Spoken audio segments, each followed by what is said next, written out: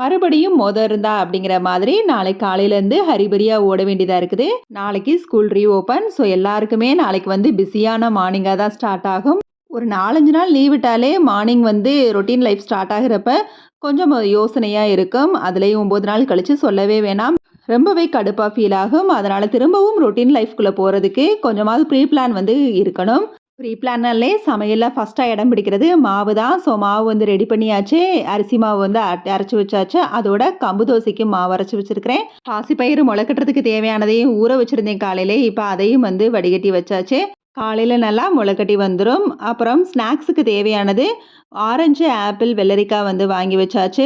Maximum முடிஞ்ச அளவுக்கு ஹெல்த்தியாவே snacks எடுத்து பழகுவோம். 3 டேஸ்க்கு தேவையான காய்கறிகள் வாங்கி ஃப்ரிட்ஜில் ஸ்டோர் பண்ணி வச்சாச்சு. வெண்டைக்காய் மட்டும் ஃப்ரிட்ஜில் வைக்க தேவையில்லை. வெளியில இருந்தாலே நல்லாயிருக்கும். உள்ள வச்சாதான் கொஞ்சம் முத்துன மாதிரி இருக்கும்.